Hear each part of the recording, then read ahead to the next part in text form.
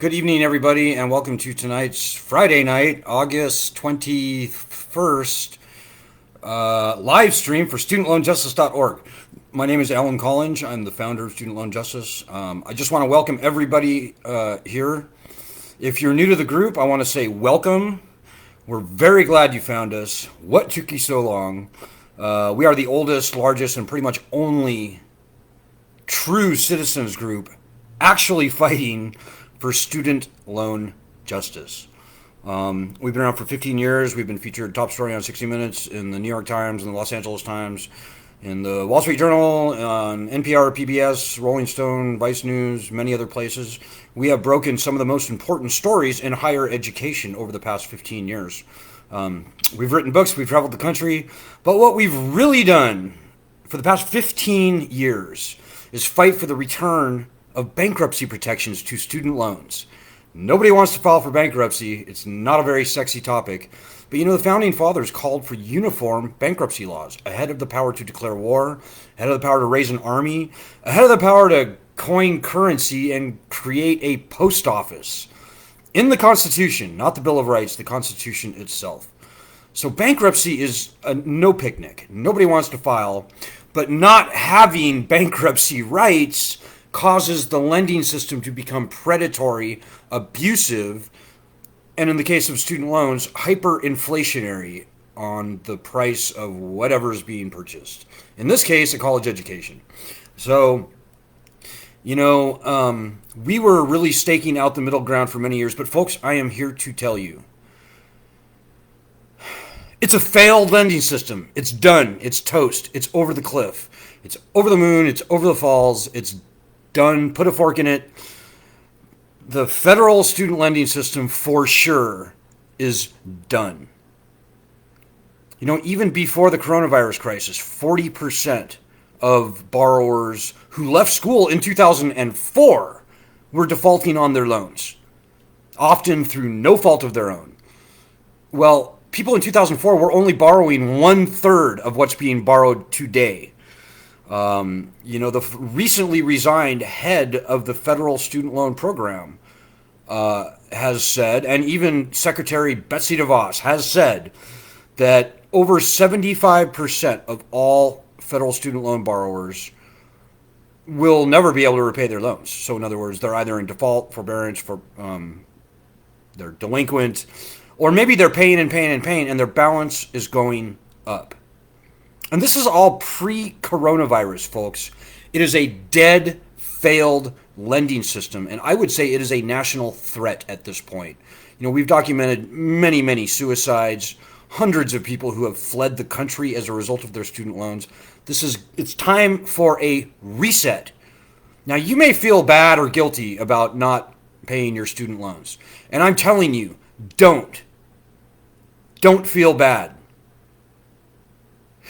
The borrowers have not changed over the years. The students are as responsible or as irresponsible as they've ever been. What has changed is the lending system behind the whole thing.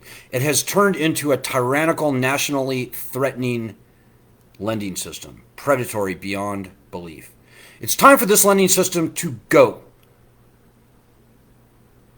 We've thrown $9 trillion at the economy in the past 4 or 5 months. Well, the outstanding balance of all federal student loans is $1.5 trillion. And the majority of that, perhaps the great majority, is interest. Now remember, in 1965, President Lyndon Baines Johnson, when he signed the original Higher Education Act that created these loans that we now find ourselves under, he declared that the loans would be free of interest. Well, today, $100 billion a year in interest alone clicks off on our backs. This is wrong. This was never right. And now that we find ourselves in a pandemic, there is no easier, cheaper, better, more efficient way to stimulate the economy than by writing off these loans. Don't feel bad. If you do feel bad, well then take the money you would have paid into your student loans and do something worthwhile with it, like put a kid through college, or I don't know. I leave that up to you. Suffice it to say, in my humble opinion, we don't give advice, but in my humble opinion, if anyone ever pays another dime, certainly on their federal student loans, That is not only unwise, I think that's morally suspicious. I think that's unpatriotic. This lending system has become a big government beast. It's become tyrannical. Do not feed the beast. So I'm very happy to say that the petition that we started a few months ago is now at 561 or 2,000 signatures. That's great. That's over a 500,000 people. We need to get that petition up to over 1 million. And it's easily done now. We've got the numbers at this point where we can really start throwing our weight around. You know, if everybody got even one person to sign that petition, we would be over 1 million. If we did that again, we'd be over 2 million. If we did that again, we'd be over 4 million. So you can see how the math really works in our favor. When you sitting there watching me, when you get off your duff and play along and do everything you can to get everybody you know with student loans, or maybe even without student loans, to sign and share the petition. So if you forget everything I say tonight, remember at least that. So what's going on, folks? Before we get to the main event tonight, let me say, if you have any questions or comments, feel free to throw them out. We are very happy to respond as we go along. I would much rather be this be an interactive thing than me being a talking head. So by all means, if you have any questions, comments, or otherwise editorial opinions, throw them out. And I know tonight's topic is going to be maybe a little bit heated. Oh, and by the way, we just got back from Milwaukee. I want to thank everybody who, number one, pitched in to make that trip possible. It turned out we had to raise around $600 to make that happen, and we were able to do that. Thanks to you. It's the only way we can survive. And by the way, if you can donate to us, that would be super helpful at this time. We've got a very busy fall coming up. And anything that we can do to not have to fundraise is all the better. You can go to our website, studentloanjustice.org, and pitch something in. But yeah, no, we went to Milwaukee for the Democratic National Convention. And despite the fact that almost nobody was there, we wound up, thanks to somebody out there, getting an interview with, I think it's the state's, maybe the largest television station in the state. So their news station, it's called like Spectrum One or something like that. They came out and interviewed us, and I'm thinking that's probably going to be going live either today or maybe tomorrow, but I'll have a link for you soon. Thanks to everybody who did that. By the way, we can be doing interviews all day long. We love that. It's very helpful. The press should be our friend. You know, in the past, we've been featured on 60 Minutes and the New York Times. I already told you all that. Anyways, we've done a ton of media. We're good at it. We're very happy to do it. If you can set an interview up for us with a news organization that you like, or maybe you don't like, we're very happy to knock them down. We can do all the heavy lifting. We can answer all the tough questions. I know it can be a complicated and difficult thing to talk about, particularly as a student loan borrower. I get that. So, anything that you can do to get media interest in our petition and maybe just our overall thing that we're doing, that would be great. Okay, so folks, tonight we're going to talk about Biden versus Trump. Drum roll, please. First thing I have to say is we've been doing this for 15 years, folks. We have seen both parties in action and inaction. And let me say that we are truly and absolutely a nonpartisan, maybe I wouldn't say apolitical, because the student loan issue itself is a political issue at this point, but we are certainly a nonpartisan group. In fact, our members reflect the country at large in terms of partisan leanings. So probably 30 or 35% of our members are strong Democrats. Probably 25% of our members are strong Republicans. And about 40-something percent of our members skew independent. Whether they're strong independents or whether they lean, I don't know. And every time that we come around to a large national election, no matter what I post, somebody on one side or the other, or maybe both sides, will accuse us of being partisan. And they'll say, that's it, I've had it with this group. You guys are clearly in the tank for the Republican, or you're clearly in the tank for the Democrats, and shame on you. I thought this was well, so on and so forth.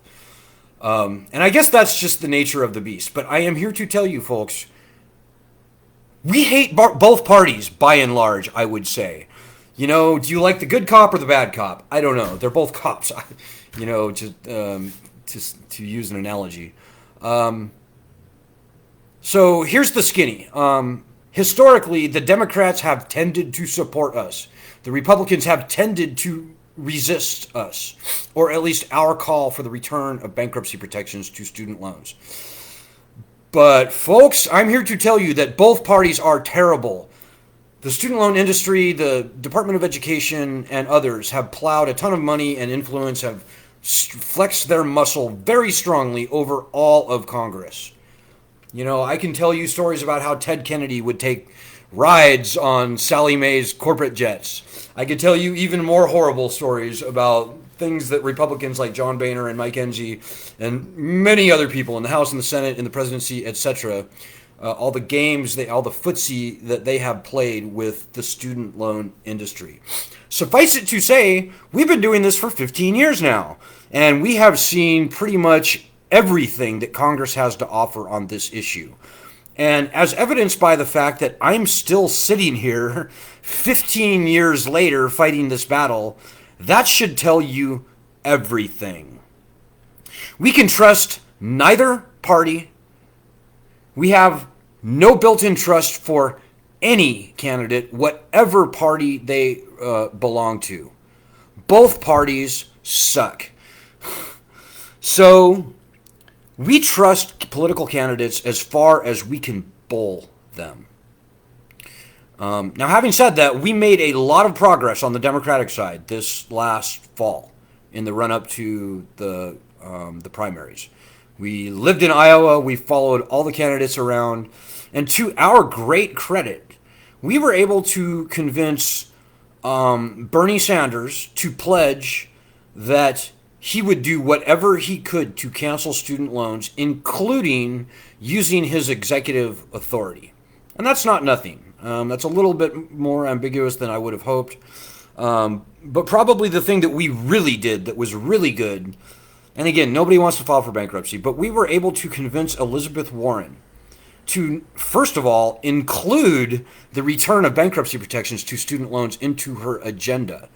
And that's big. You know, we've been doing this for 15 years. I can tell you that by our measure, that's a very big thing. That's bigger than anything that any previous candidate had done, including Hillary Clinton and going back, Barack Obama and others. So that was really good. But more than that, we convinced Elizabeth Warren to pledge that on day one, she would, as president, by executive order, return bankruptcy protections to student loans. That is frankly huge. But for the fact that Elizabeth Warren didn't win the primaries, it would have been very, very huge. But here's the thing, folks. Things have a funny way of turning out. We were also very instrumental in convincing Joe Biden to say that he was adopting Elizabeth Warren's bankruptcy plan. And sure enough, if you look at Joe Biden's website, you will see that they literally cut and pasted Elizabeth Warren's bankruptcy agenda as she had it on her website into their website. So that's in writing. It's trustworthy.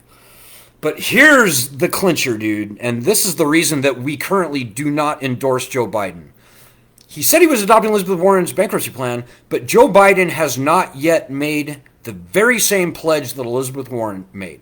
Joe Biden has not pledged, like Elizabeth Warren, that as president, he will issue an executive order returning bankruptcy protections to student loans. He has not made that pledge.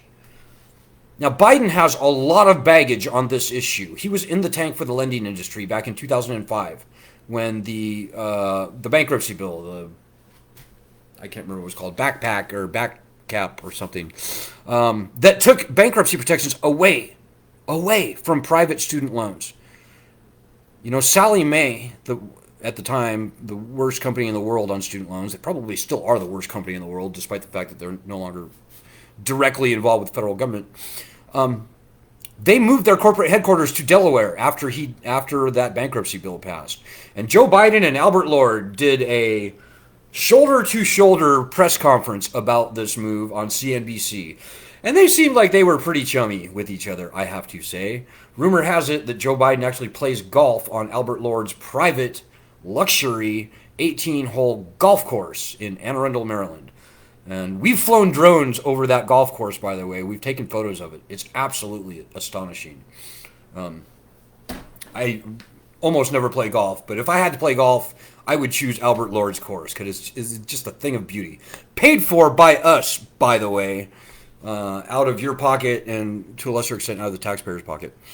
So Joe Biden's got a lot to be ashamed of on the student loan issue.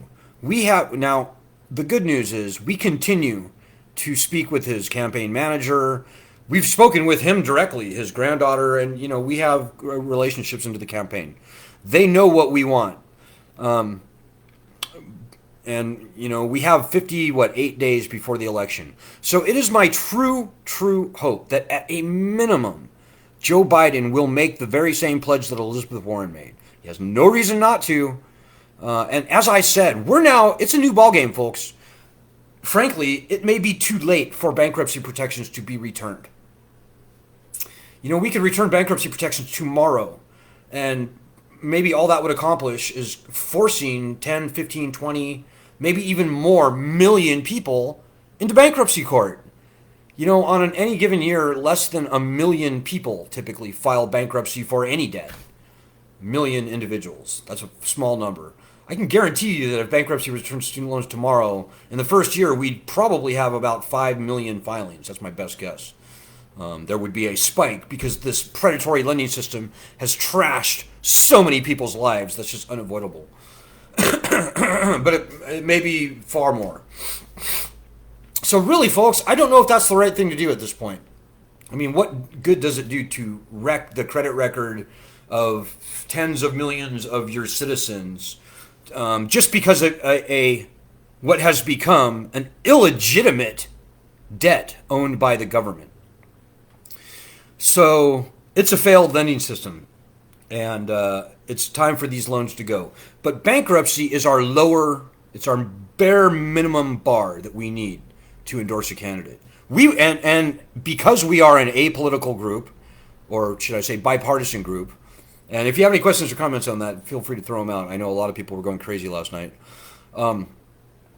If Donald Trump were to make that same pledge, we would be compelled to endorse him. But actually, because Donald Trump is the president and can issue an executive order right now, today, I don't know that a pledge would be very sincere from a sitting president. I think President Trump would actually have to issue that executive order returning bankruptcy protections, certainly to all federal student loans.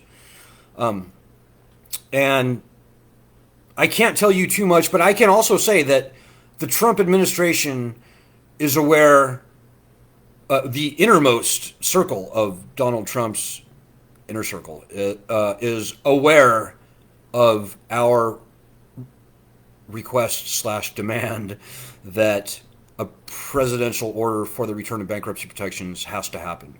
And I am told that they are considering it strongly, and that's all I can say right now.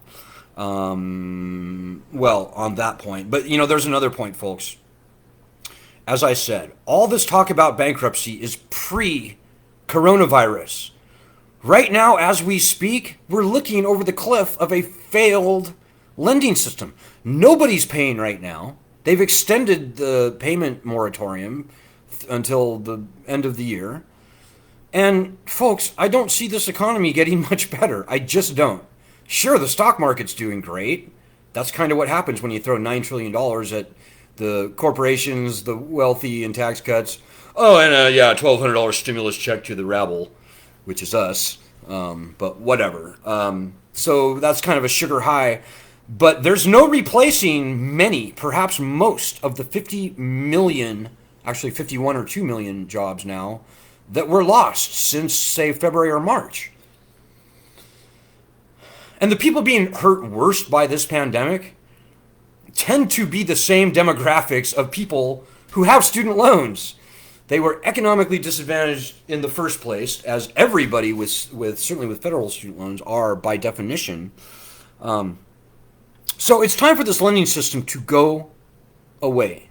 And as I said, 99%, well, not 99, but 90% of our efforts right now are towards growing that petition.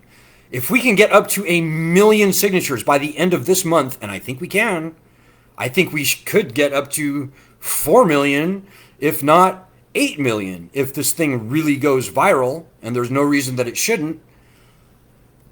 We will be in the driver's seat. And even if we can't compel a president or a presidential candidate to pledge or to actually do that, we'll have enough numbers at that point that by popular consent, by the will of the people, we could shut that lending system down. By popular consent. That's kind of the way things work sometimes. And by the way, the numbers are huge, folks. This is the biggest... It's the biggest muscle in America right now, potentially. Hear me out. There are 55 million people in the country who either have student loans or are co-signed on them. 55 million. That's more people than the standing armies of the world, all of them, combined. 55 million people is nearly enough to elect a president outright. Now, here's the key point. 55 million people. 80% of those 55 million people are losing sleep over their student loans. They're either unable to pay, or they're paying and they're paying and they're paying. And this is all pre-coronavirus, by the way. Just before the coronavirus crisis, they were either unable to pay, and that's something like 63%, or they're paying and they're paying and they're paying, and they're unable to get their balance to go down.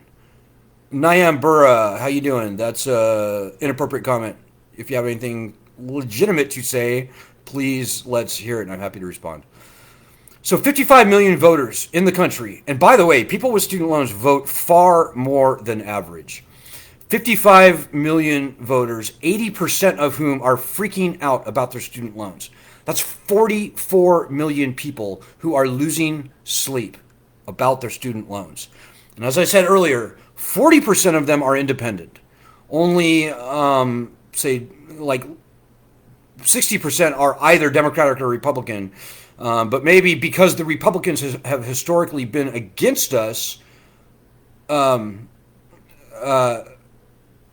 it's probably a stronger thing to say, you need to leave the group, Niambura. I don't appreciate you. Go away. Thanks. 60% of all student loan borrowers are either independent or Republican. So the Republicans should be on our side, folks. Certainly, the student loan issue is big enough to really determine the outcome of the entire presidential election. You know, last time around, Donald Trump won by 3 million votes. Well, if you have 44 million voters who are strongly inclined to vote one way or the other on the student loan issue, that changes everything. Absolutely everything. So keep that in mind going forward, folks. And remember also, unlike every other political issue out there, be it abortion rights, be it civil rights, be it Black Lives Matter, be it healthcare, be it you name it, gun control, immigration, the battle lines around those issues are pretty clearly drawn. You know, people kind of know which side they fall on those issues. With student loans, it's the Wild West. You know, none of the politicians have effectively wrapped their arms around this issue yet. It's really kind of a tar baby up until now.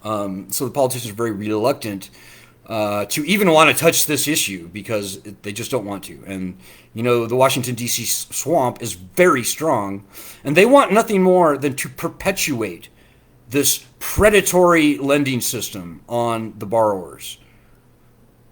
And remember that. That's our true adversary. It's, you know, frankly, it's not President Trump, it's not any sitting president, and it's not any sitting Secretary of Education. It's really the unelected sometimes even unappointed bureaucrats, the lawyers, the lobbyists in and around the student loan program. That really is where the inertia that we are fighting resides. So anyways, folks, I'm here to tell you, we can absolutely swing this election. And the more active you get between now and election day will determine the outcome. You know, we could have these loans gone. We could see an October surprise by the sitting president. He could literally see the writing on the wall, realize that these loans are going to have to be canceled, as his own appointee, Wayne Johnson, has said, and just simply get it done before the election and reap the electoral rewards. Or to a lesser extent, we could get at least a pledge from Joe Biden that as president, he will cancel the loans. So these are all things worth fighting for. And I'm telling you, folks, after 58 days, after November 3rd, that window becomes closed. I mean, it's not game over, but certainly it's our best shot will have gone away. So we'll have to figure something else out. I don't want that to happen, folks. I want this problem to be gone. Gone. And I hope that you agree.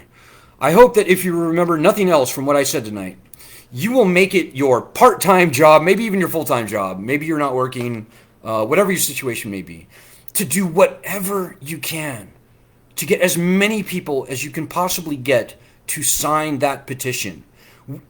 We could easily have 30 plus million signatures on that petition. It could be the largest petition that change.org has ever done, like by far. So it's up to you. I hope that you will consider it. We're off to a great start. We're inching up on 1 million signatures.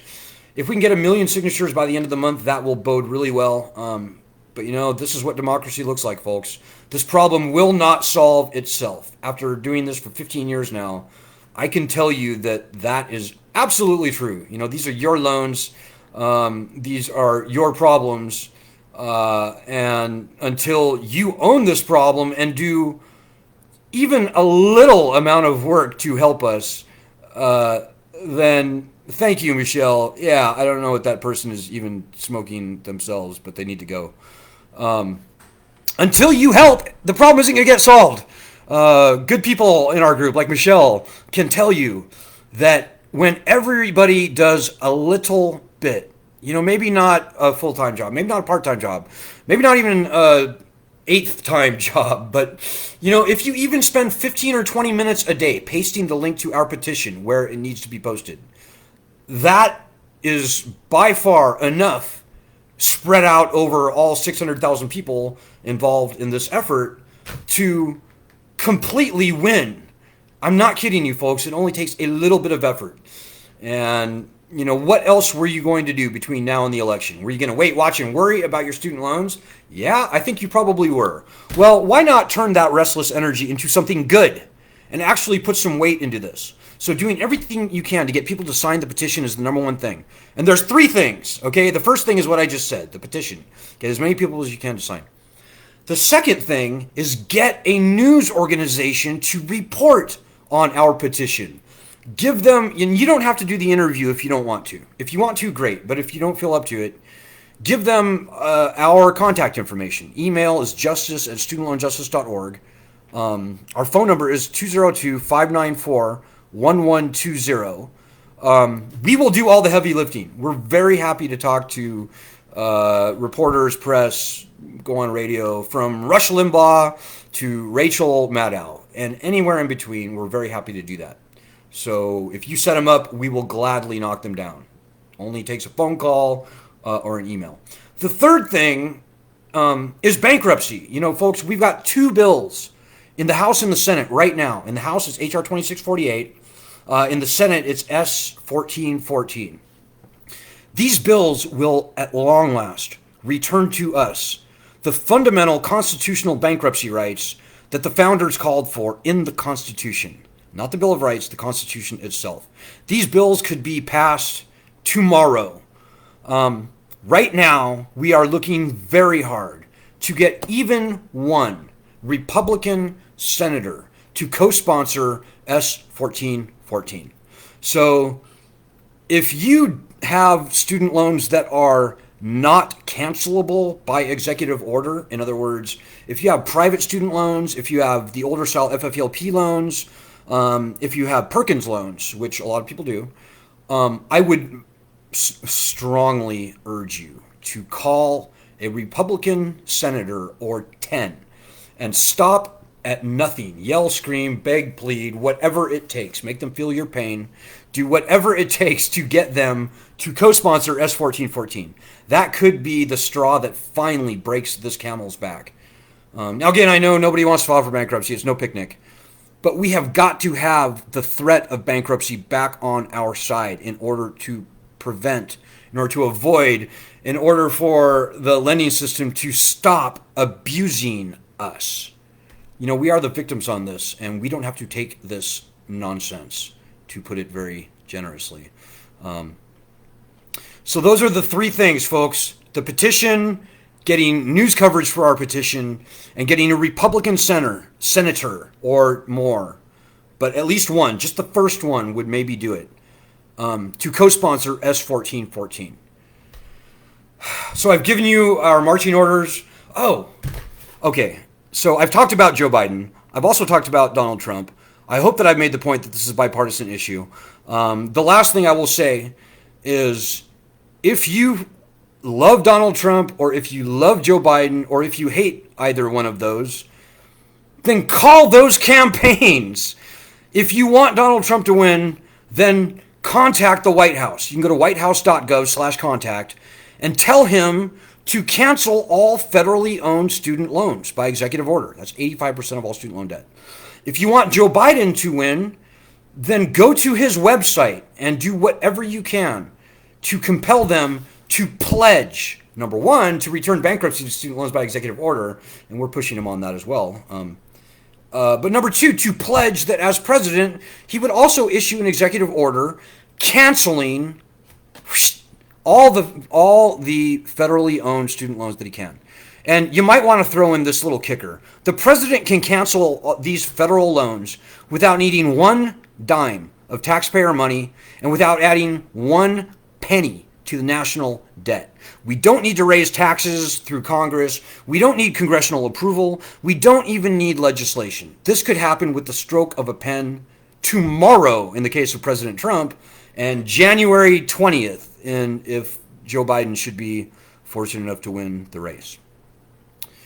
So, okay, folks, I've given you a number of things that you can do. Just pick one, and that is great.